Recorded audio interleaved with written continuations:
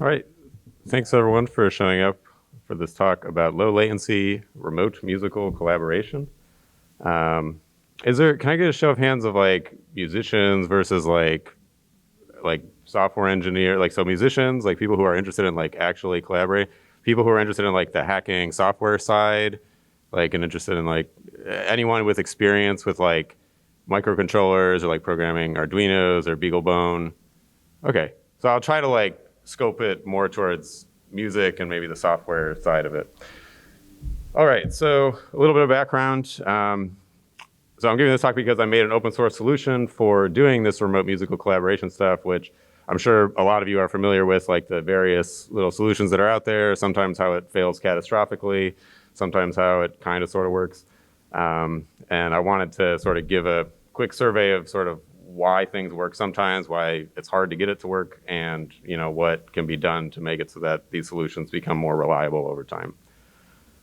So my name's Adam Nash. I'm a software engineer. I own a software company that does just sort of generalist software stuff. So I work on a lot of different types of things. I'm a musician and I'm a member of the video game music group Steel Samurai. We're performing today at 8:30. I think I might say that somewhere else in the slides, so we can talk about that. All right, so just a quick outline. We'll talk about why it's hard to do like collaboration with music over the internet. We'll talk about what we can do to make it so that it is a little bit more feasible. And then we'll talk about some of the solutions that already exist, some that existed maybe pre-pandemic. There were a couple that came up during the pandemic, obviously, because everyone was wanting to do this. And then we'll talk about sort of some ways that I created a bespoke solution for Steel Samurai practice, which we used during 2020 before everyone was vaccinated. So in general, right, so even before we get into the computers, right, when we're performing music as an ensemble, we run into issues where, if you're standing 100 feet apart from someone you're playing music with, you're not going to be able to sync up with them very well, right? And the reason for that is because the speed of sound is only about 1,000 feet per second. So if you're standing 100 feet apart from somebody, the round trip latency for the sound to get from you to the person you're playing with and back to you, so that they're able to coordinate with what you played, is about 180 milliseconds. And 10 feet is reasonable, right? We sort of know that intuitively if we played with people in a room before. It's about 10 feet. 20 feet, if you played in a bad stage or if you have like weird slap back off something that's like 20 feet away, that gets a little bit harder to play with, right? So intuitively, we know we can sort of work with about 36 milliseconds of latency, but it's not ideal, right? We'd rather be in small groups, right? String quartets and stuff, they purposely aren't set up 50 feet apart on the stage, right? And so speaking of that, so biologically, right, we're able to sort of compensate for about 20 milliseconds of delay. There's even some weird things that happen so naturally, right, like if I clap here, right, there was actually like some delay there of a few milliseconds. So sometimes it's unnatural when the delay is really, really short, if the latency is really low. So we're good at compensating for about 10 milliseconds, right? So about someone standing about 10 feet away from us and closer. But basically after 20 milliseconds of delay, it starts to get undesirable. And there's some research that sort of shows that, accuracy of professional musical ensembles will decrease after you go past 25 in a fairly linear way. And at about 100 milliseconds of latency, it's sort of just undoable, right? Like nobody who plays with that would rate that as like an actual collaborative experience. It's more just like noise and like weird tricks. So back to physics, right? So the speed of light, right? We're talking about computers, we're talking about playing over the internet. So when we play our instrument and it goes into a microphone or pickup, it starts going at the speed of light, right? It's not going at the speed of sound anymore. And that's 186,000 miles per second. So all of a sudden, that means that 10 miles away, the round trip latency for the speed of light is super reasonable, right? I mean, you could even have, if you were going directly from, the microphone to a cable to a fiber optic line that was going to Tokyo, right? And then back, you would have only 72 milliseconds round trip latency introduced by that trip between when it becomes electricity and when it becomes light and when it comes back out. So that's actually kind of good, right? This isn't so bad. I mean, it does mean that pretty much no matter how good the technology is, you're not going to have a great experience playing with someone that far away. But it also means that, there's some potential, right? And also, 500 miles away, 10 miles away, that's great. Like, I mean, a lot of us, if we're a music ensemble and we're trying to be pandemic safe, or we're just trying to have a convenient practice, we don't care that the person's only 50 miles away, right? Because that makes conventional practice bad. But when we try to do that over the internet, it sucks. So like, this means that, theoretically we have some ability to make it so that this is a reasonable thing to do, to practice with people that are 10, 500 miles away. But the internet is not that nice, right? We don't actually get to send sample by sample through the internet over the fiber optic lines. And as we can see here, when you do like the real like ping times to different places, we see that the internet is actually introducing a lot of latency. It's not just doing things at the speed of light for us. So yesterday I pinged Georgia, California, United Kingdom, and Japan, and we can see that actually Georgia was the only one that would actually give us a reasonable round trip time if we were sending the stuff directly out to the internet and getting it right back. So still pretty good though, right? I mean, this seems like we should be able to handle this. We should be able to dump music over the internet and have it coming back in a way that makes it reasonable for collaboration. But we got more problems, right? Because at each of those endpoints, right, where you're encoding your audio and the computer's dumping that into packets and sending it over the internet, there's a lot more layers of latency that are being introduced. So we could probably talk for a while about this. There's like a lot of, audio interfaces have marketing material that talks about how they do this well, right? Different software, different platforms. One of the issues is there's like so many ways that this can go down in any given system, right? So you might have a pretty tight latency on your system, but your friend might have something configured kind of weird, like their interface block size might be incorrectly configured or something, and then you can end up with like huge amounts of latency just to get that round trip time, right? So if we're working with these numbers, right, so if we're trying to practice with someone reasonably close, adding 20 milliseconds of latency or 50 milliseconds of latency on the endpoint side can make or break the feasibility of that, right? So if we make our goal practicing regionally at low latency, the endpoint is probably what we're going to want to attack for decreasing latency as much as possible. And obviously, it is easier to control than the internet, right? We probably cannot run fiber optic lines from our house to our friend's house, although that probably would be the best way to do that. Do you have a question about that, or no? You're just saying he ran fiber optic from his house to his friend's house. And then so just a quick like review if people aren't familiar with how all this works, like why do we have all this? Why are all these steps introducing latency? So, when you produce sound waves, your microphone turns it into electrical voltage. There's a analog to digital converter that turns that into like binary, right, digits, right? And then that goes into your processor, right, which is sort of being controlled by your operating system. So your operating system is scheduling this A to D stuff to go into a piece of software. It's scheduling that software to do its running, whether it's like filters, whether it's trying to put stuff onto packets, right? Because we're interested in putting it in packets, putting it on the internet. So our operating system is dictating how that gets scheduled, how much latency happens there. Back on the other side, right, it goes back out, the program gets scheduled to then put the stuff on the output D to A receiver, right? So you have the operating system. That's why we see this sort of symmetric, you get the latency on both sides for the input and the output. And that's happening basically 4 times when you have someone collaborating with someone over the internet. So we go back to the DA, electrical voltage, into a speaker, and it comes out, or into your headphones or whatever. And then that's the full loop there that we're trying to break down into as low latency as possible. That's what we have control over if we're not making our own internet. And so the ideal case is, like I said, we're sending sample at a time, right? So if you could send samples, they could be evenly spaced, they could be going, just like they go over this mic cable in like the analog domain, it's always a voltage that's coming at a certain time, right? And that's like that's what's being turned into digits here, right? Unfortunately, we can't actually have it so that, when you turn it to digital, it's going to just be like number at a like special routine, clean pace. unless you made some kind of special hardware to do that. Because a lot of this, I mean, I guess the other thing to say about this stage is all of these systems are sort of general purpose, right? Like operating systems are general purpose. They're not designed for audio. So the way they schedule things like that aren't necessarily going to be prioritizing audio in the way that you want if you want to be sending things out as routinely as possible. So we want this. We want routine samples. That's kind of not the case, though, because like when you have this system set up, right, everything is getting chunked up, right? So when your computer is scheduling its audio processing routine, it's very inefficient for it to switch to the audio processing routine, have the audio processing routine handle one sample, and then go back to the other stuff in the operating system, right?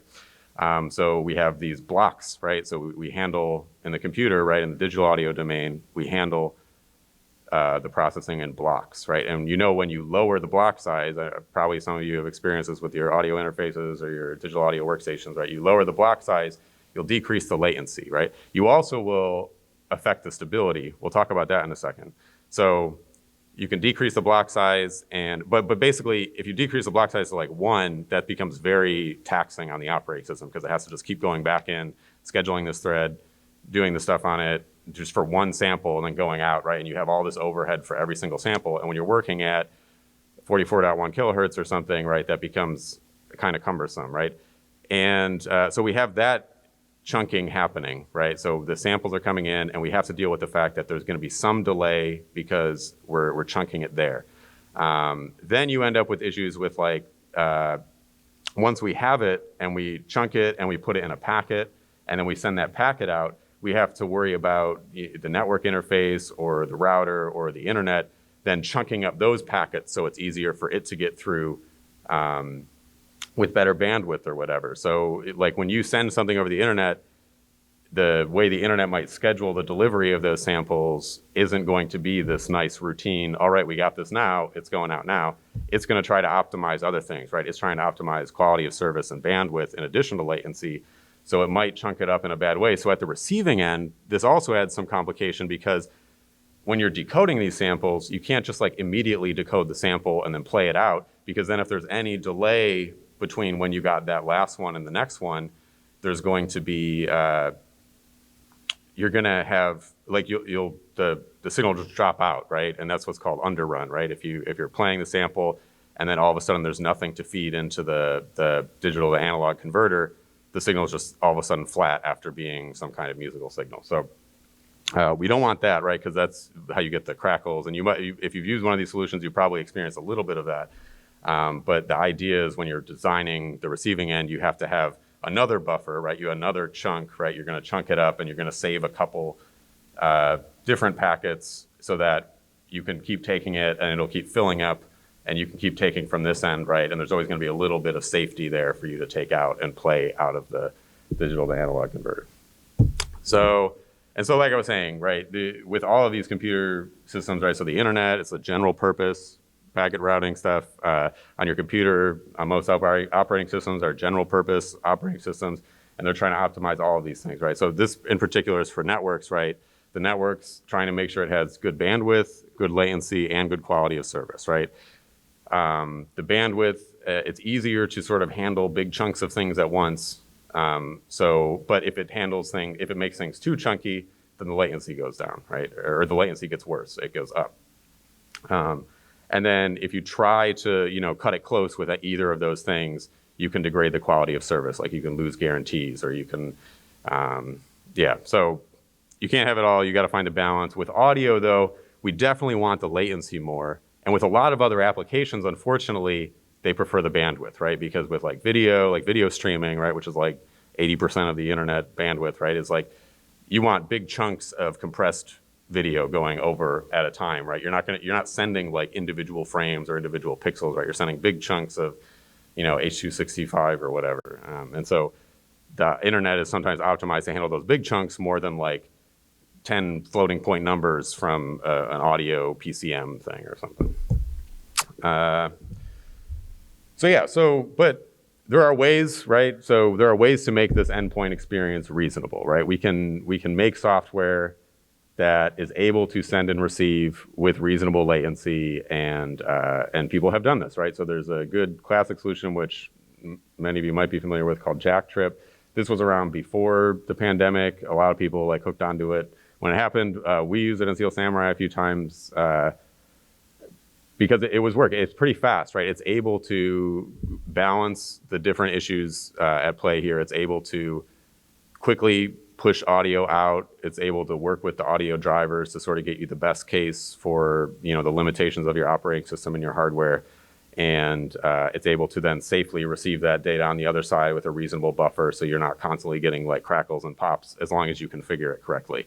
And that's kind of the catch, is that, I mean, at least when I used this in 2020, you know, you had to go on the command line, you had to use different command line flags, you had to know what that was doing when you set the different numbers, and like there wasn't a lot of coordination, right? We had to set up port forwarding so that when we, you know, if we had to make sure our computer ports were being allowed to go to send the UDP traffic over the internet, right? So there's lots of configuration. We don't have to talk about exactly what it is. I think there are some solutions maybe related to Jacktrip that do fix that. I don't know if anyone knows those. Feel free to mention those at the end. But basically, it's a little bit, as is, it's a little bit funky to configure. I use this other thing called Sono Bus, which is also open source. Oh, that's the other thing we're saying about Jacktrip. It's open source. So if you're interested in how they're doing their ring buffers, or interested in how they're, you know, using the audio drivers on and supporting all the platforms that they support, right? You know, you can just look at their source code, right? And you can reuse it in a different open source project or something. It might even be MIT licensed, so you could probably make a commercial product.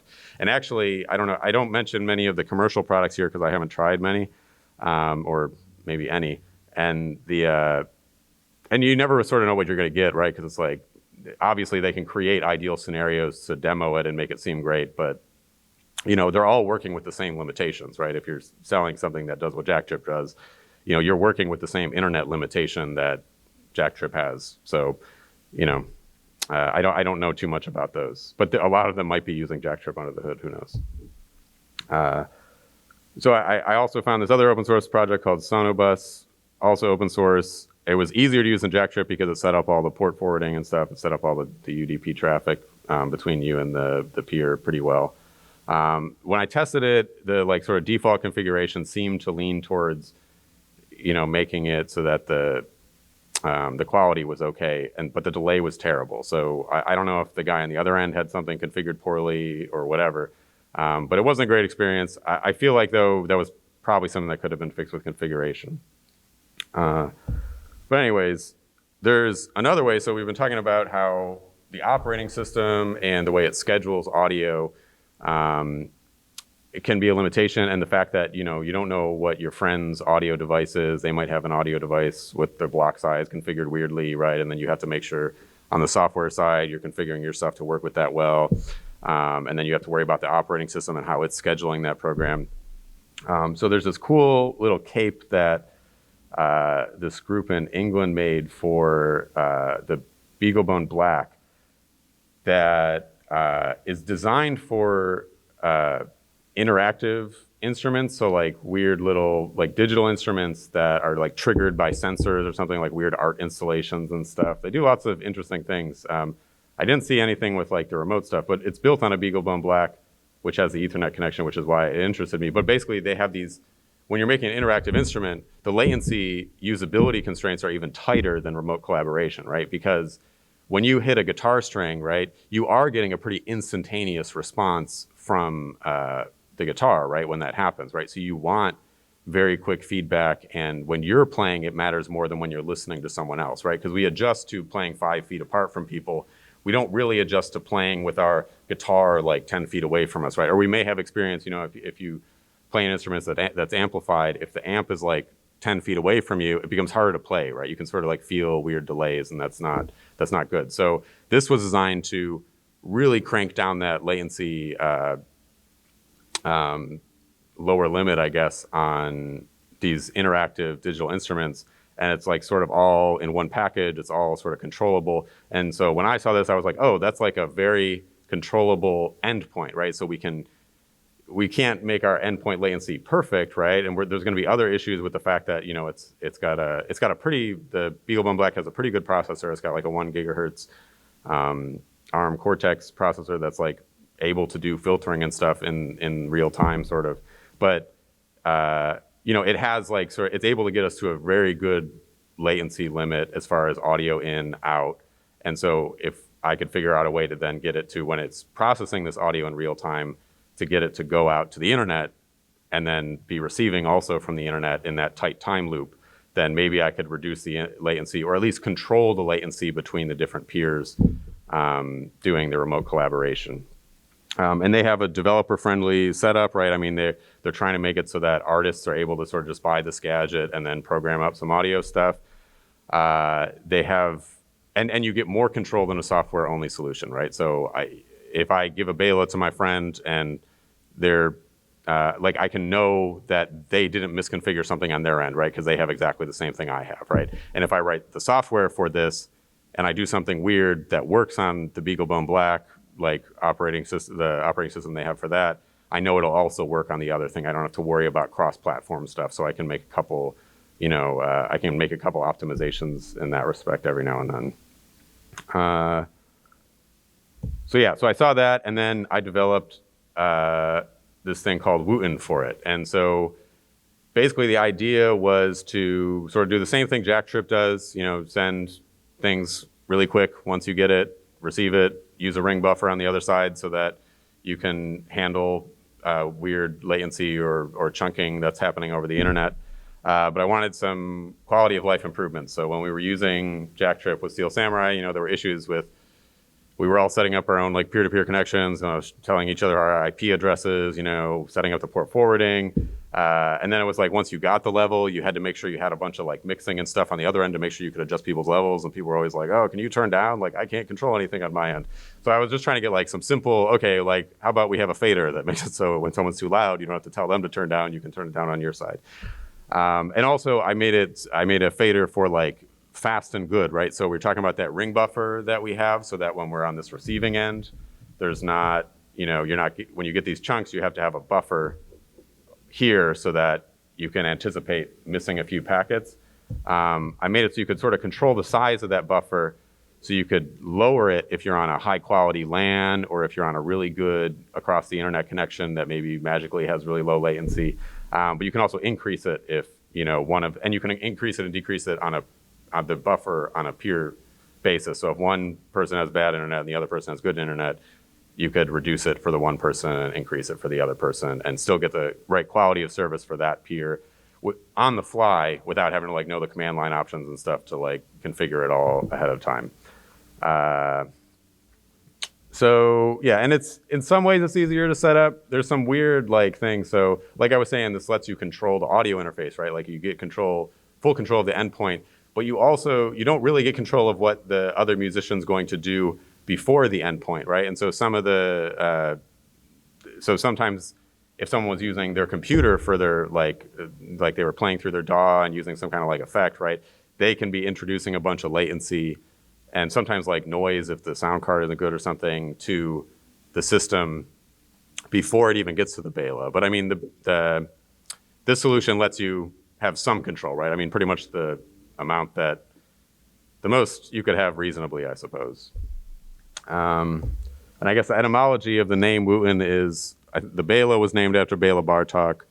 Bela Fleck was named after Bela Bartok. Victor Wooten played with Bela Fleck and Bela Fleck in the Flecktones, and so I named it Wooten. So that's in case anyone was wondering where that came from.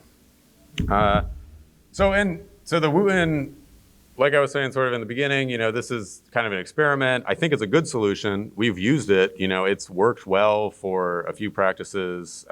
Sometimes there's something where, someone plugs something in and it's like super noisy and we can't figure out, like how to fix their computer or whatever. But, and also there's the expense of having to buy the BeagleBone Black and the Bela Cape. So it's like, if you could be using Jacktrip, and you don't want to spend the money on this, and make sure everybody has one, it's kind of, I can't say like, oh yes, you must use this solution, this is the best solution. But I think because of that added control it gives you over endpoint latency, I think it's an interesting solution, right? And if you're interested, especially if you're interested in like adding things to the software or like making custom software stuff or adding custom, user end experience stuff to to your own custom build of Wooten, right? Like you might be able to do a little bit more with it, right? So, and also if you have the BeagleBone Black and the Bela Cape, you can do all the other cool little Bela projects like the interactive instruments and stuff they have. So if that interests you, then it's just like icing on the cake for this kind of solution. And it's open source. I have it on GitHub. So this GitHub page, and I have it built as just an image. So you can do all the building yourself. You can like change the source code. There's ways, it shows you how to do that. It has I unplugged from the internet here. There's a release image there, so you can just install it via the image if you don't want to build the software yourself. The same way you would install a Bela image.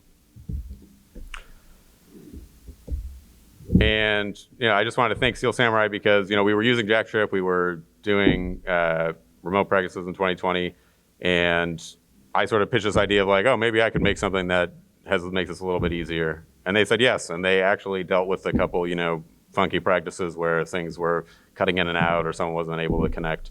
And I'm very thankful to them for letting me do this kind of like fun project at the expense of their time on a few practices.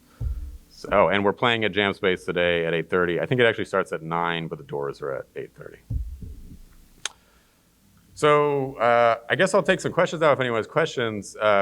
But if you're interested in trying Wooten, if you have questions about this, if there was something I like glazed over that you want more explanations on, I'm happy to like talk more about this if you're interested in actually using it. If you're interested in just general musical or software collaboration, also feel free to reach out. That's my email, and that's the URL to the project. Does anyone have any questions or anyone? Yep.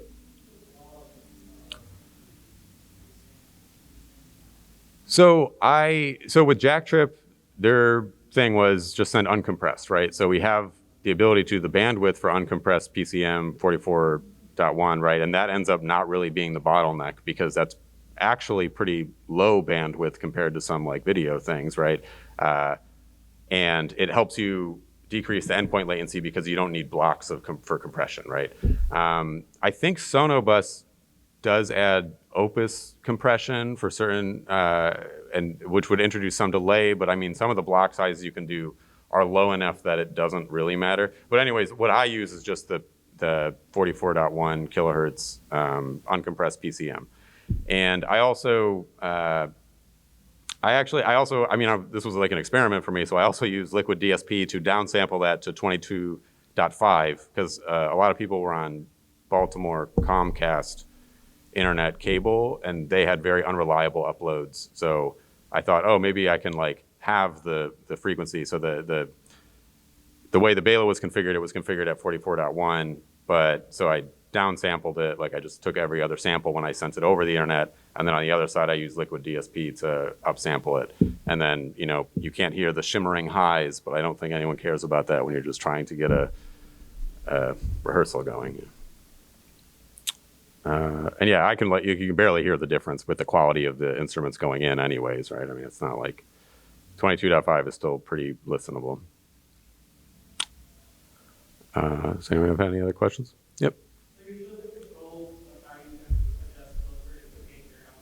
Oh yeah, and I can bring this up. So this is the and the other thing it does is it does the session management automatically. So there's a Wooten server application that's open source that handles the session management. So you can create a session.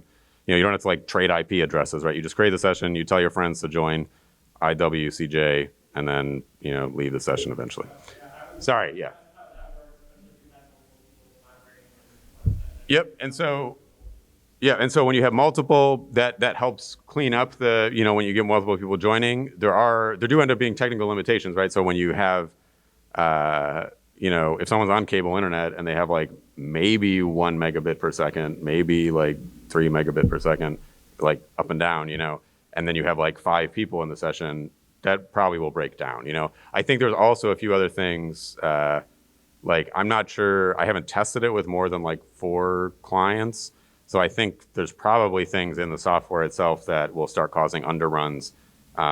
Like if you're doing the upsampling on all those channels, it might start getting underruns because it can't do that much processing like for that many people. But there would be ways of adjusting that and maybe compensating. There's also, I'm wondering, like, I think one thing I was thinking about, which I haven't done, I mean, if anyone's interested in this, I'd totally be interested in trying to do this, is you could make it so that instead of having sort of the peer-to-peer thing where every peer is connected to every other peer, you could start to introduce some compromises with large groups by having it so that, you know, one peer is sort of like the bus channel for a couple other peers. Like maybe they have a good connection. So when they connect here, this person sends the summed like grouping of those stuff to everyone else in the channel. So every bus is sort of like 5 people. So you can sort of start automatically distributing the peer-to-peer communication, which would introduce latency, which would be kind of bad, but maybe, I mean, in a giant group, I don't know, like a choir or something would be something you could maybe do that for. Like at that point, it's like, it doesn't really matter. Like as long as your bus is like the people that you're normally sitting next to, you would be getting 50 milliseconds of latency for the people that are far away anyway. So maybe it'd almost be more realistic to the physical space at that point. So any other questions about the technology or the Bela itself, or? Yep.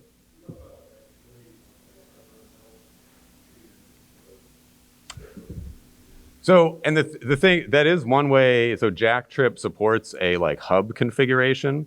The issue with that is then everybody has to deal with the round trip time to the hub. So just like, so we have the, so if we send it to the hub, and then it goes to the other person, our run trip time is all of a sudden now, instead of just going directly to the other person, we have to go to the hub, and then that goes to the other person, and that goes back to the hub, and then it goes back to you. So your round trip time is like doubled. And that's acceptable in some situations. It simplifies certain things. So like, I mean, yeah, if it was a giant group, that would be the easier way of doing that. My weird like dynamic bus mesh thing would maybe be a pointless overcomplication if you could just do that. But it would let you get certain people having tight latency, like you'd be able to group together tight latency and stuff. So it'd be like a mixture hub peer-to-peer, I think, I guess would probably be what that would be. So yeah, the hub design is the simpler solution to my stupid idea. Thank you. Yeah.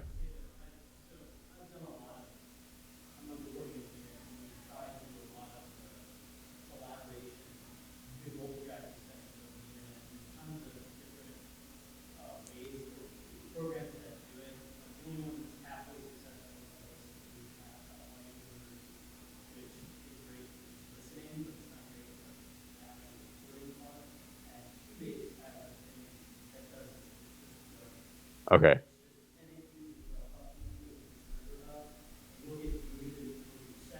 Okay.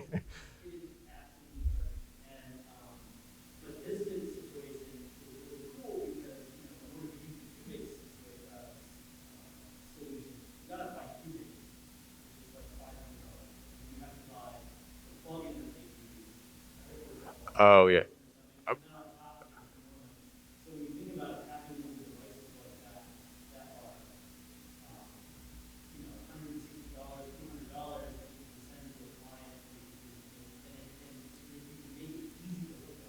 Yep. Yeah.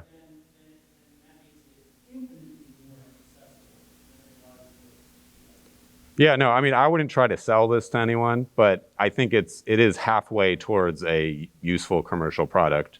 It's just a matter of like whether or not someone really actually wants it, you know. Yeah. Yeah, because because you have control. It gives you the control that you might not get in the total software realm, right? That, yeah.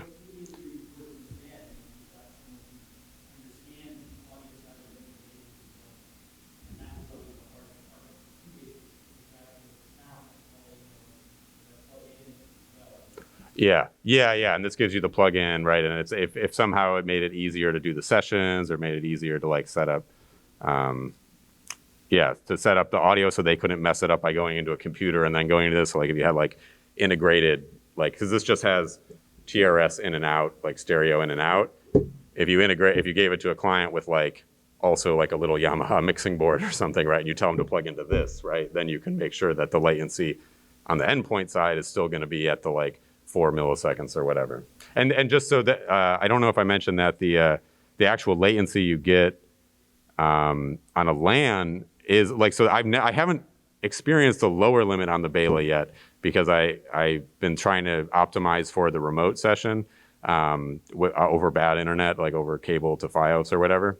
But when I run that with the lowest, like in fast mode with the on a LAN, the latency is like 4 milliseconds, so like super reasonable. If anyone's interested in trying to test it on the MAGFest LAN, the tech ops people said I could do that, but I couldn't find volunteers fast enough to do a live demo of that for the talk. If anyone's interested, please like seriously send me an email and like we could try something out. So was there another question? Yep.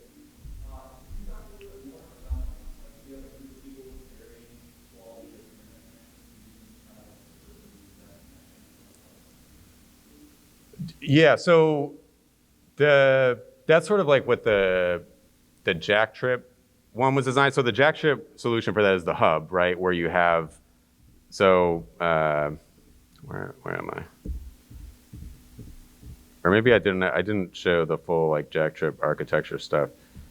But yeah, so the jack trip, the way jack trip does that is you sort of just, I mean, like I said, configuring jack trip isn't trivial, right? But if you knew what you were doing, you'd have the person that was the hub configure it in like hub mode.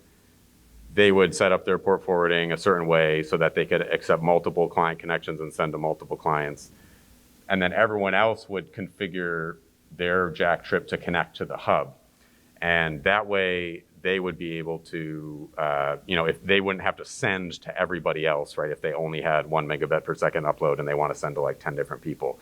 So that's the way you would configure it if you had like one person with good internet. The way I tried to solve this with the strictly peer-to-peer way is you just make it so that, assuming that the person has bandwidth, but maybe like unreliable internet, like or it's just kind of like slower, you can just change the fast good slider so you can make it fast for the people with good internet and like good. So good meaning the quality of service part of the triangle versus the fast part of the triangle, and that gives you the bigger buffer. And you can do that if they have the more unreliable internet that's kind of like blocking up a lot or something, or if they're further away or something, which would also naturally cause more blocking up or instability.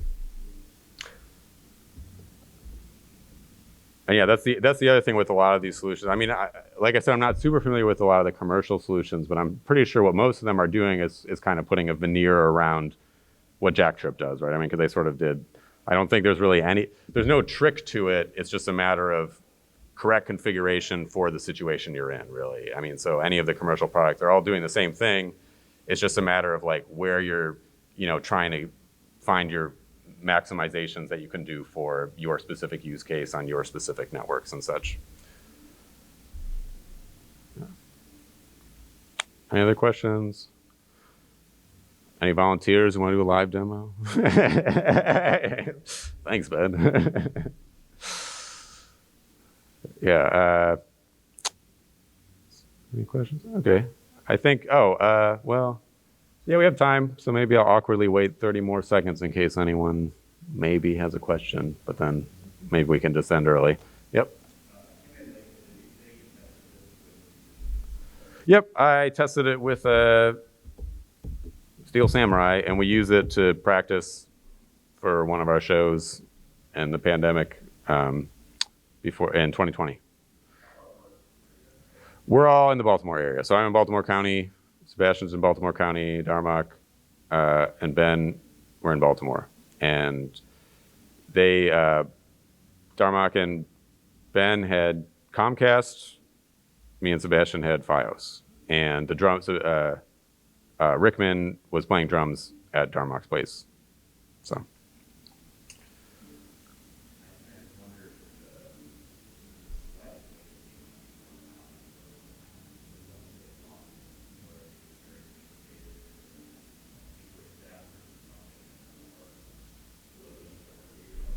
Yeah, I mean, so we play pretty fast stuff, right? So it was like, this was kind of a weird challenge, like, because this was sort of the kind of music that people don't recommend you try to do over this.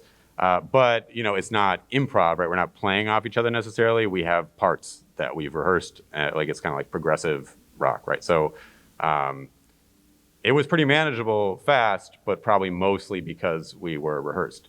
I think fast rehearsed stuff, though, is probably about as hard as like slow funk, right? I mean, I feel like we've devolved into slow funk improv maybe once or twice over the Bela. I don't know, like it probably didn't sound good, but it was fun for a minute, and it was pretty functional, right? I mean, so I think we were all. I mean, we were surprised at how well Jack Trip worked too, right? I mean, we were able to do full rehearsals with Jack Trip and Wooten, and you know, we were better when we finally did play together than, like, it's almost like there were certain ways where it was better than the noisy practice space where you kind of can't hear yourself or kind of can't hear other people, because all of a sudden you can like hear everybody like right in the earphone, right? You can adjust people's levels to get like where you want it, you know? So I think there's certain, you know, benefits to practicing like this. And even like, you know, it almost made me think like a better practice space would be, you know, 5 rooms where we all have a Bela on a LAN, right? And then like, or I mean, I guess at that point really you just have headphones,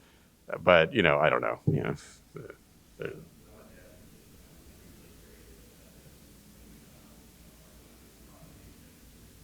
Oh yeah, I love free improv. So if you want to try to do a free improv jam like safely somewhere, we could try that out. Well, what instrument do you play? Pianist? Okay. I think there's keyboards in like Jam Space and Jam Clinic. Jam Clinic only has Wi-Fi. Jam Space does have Ethernet. They had technical difficulties this morning though, so I don't know. Yeah, send me an email and maybe we can figure something out. Yep.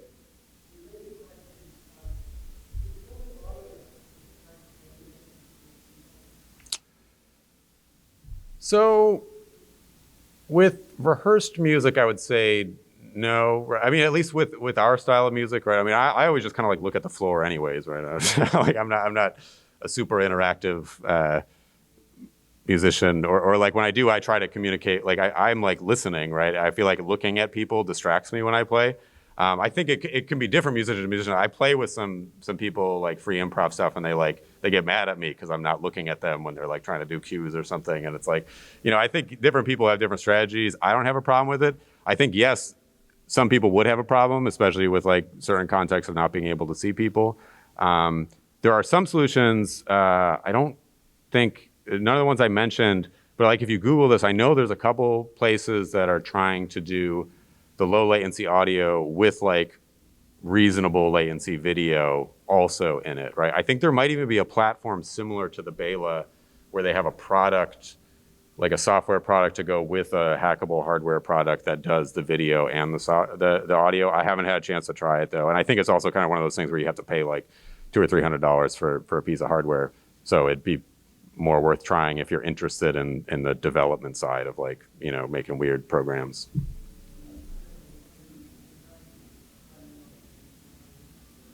Okay.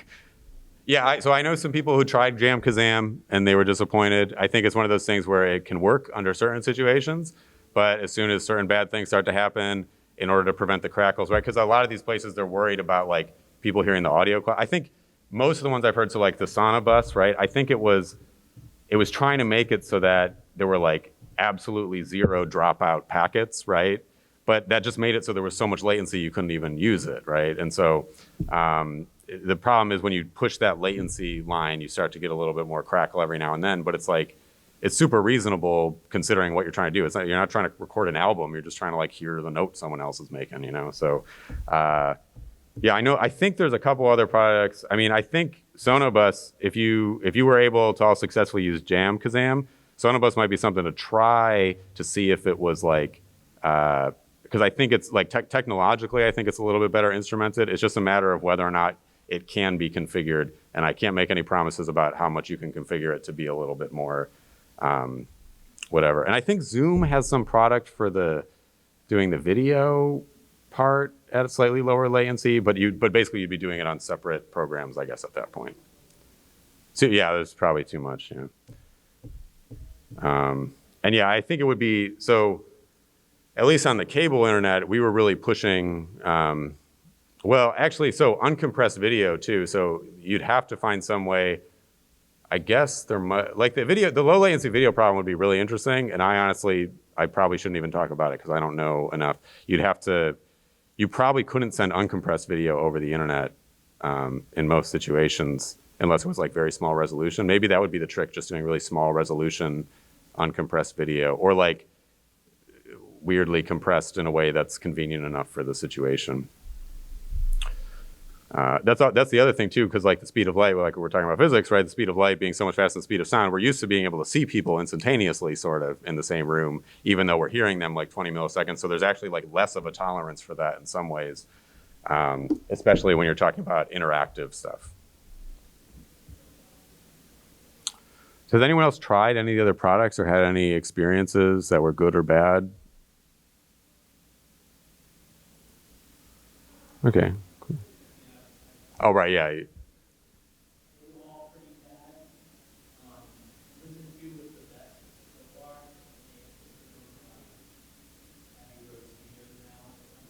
Okay, I think I've heard of that one. I just didn't get a chance to try it.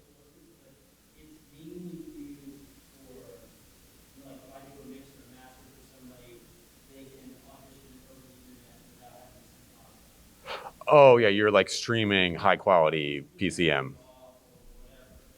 Yeah.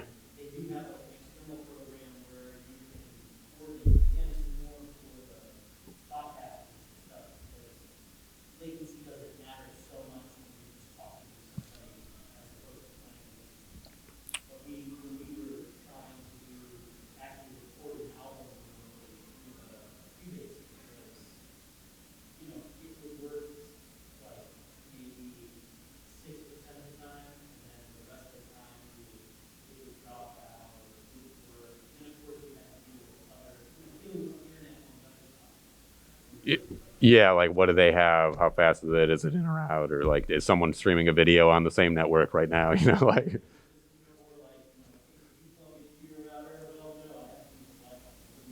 Yeah. Yeah, we tried. So I had a BeagleBone Black wireless, and we did try that, and it like sort of worked, but like really it didn't. You know, yeah, wireless is a non-starter right now for any kind of like collaboration thing. What were the distances involved with the stuff that didn't work?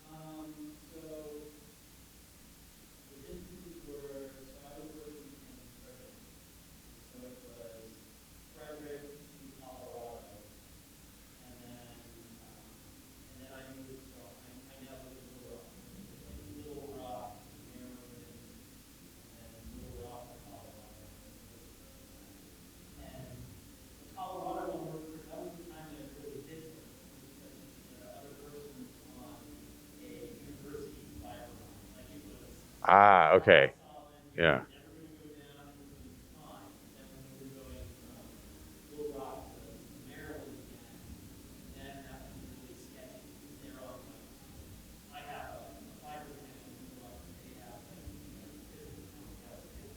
Yep. Yeah, and it's worth also saying, I guess my ping times here, I mean, these are probably like slightly faster than what you'd actually get hitting somebody's home internet IP over these things. So like there are definitely some annoying internet hurdles. And I don't like it seems at some point it might be nice if someone started setting up more low latency channels along this, or there were better ways to do this. I'm not well versed enough, I guess, probably to talk about things that could be done in the middle at this point. I think so I won't try to talk. Sometimes I ramble about things I don't know about, so I won't do that.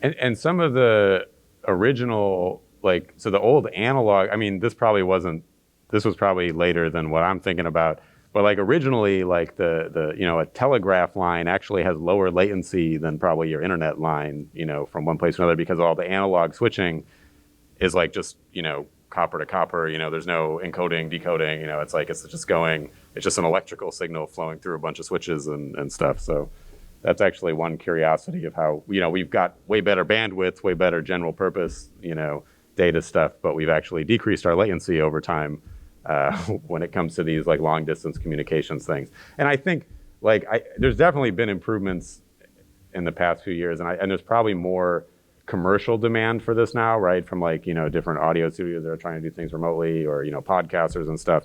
And I wouldn't be surprised if there ended up being more solutions for making sure that middle section doesn't suck so bad, or making sure right, this is like me being like, well, I can't affect any of that. Let me get the endpoint right, but maybe eventually there'll be better in the middle type of improvements that can make it a lot easier for everybody to start using stuff like this.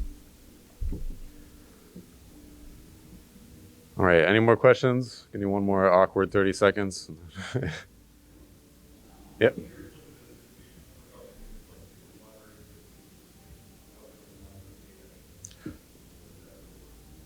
Oh, have I tried it with MIDI instead of?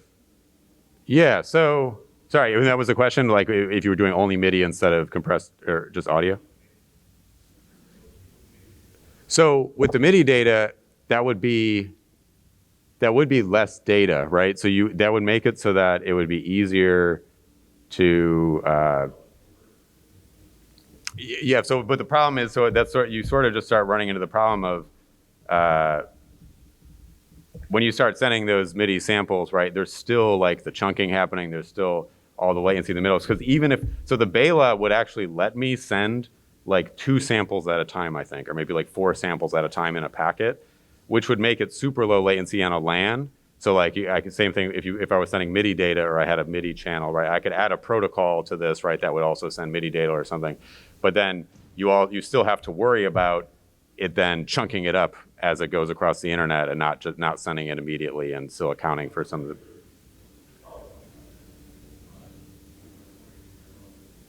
Yeah, I haven't encountered anything that was doing like just MIDI to try to simplify the process. Because I think even with MIDI, you end up with other issues where the MIDI drivers like might be slow, right? Because I know like a lot of, I think even like if you plug like a MIDI keyboard into something, or if you have a bad MIDI instrument, right? Sometimes the latency going out of MIDI is actually pretty bad, like or I mean, bad, right? Or, yeah, so.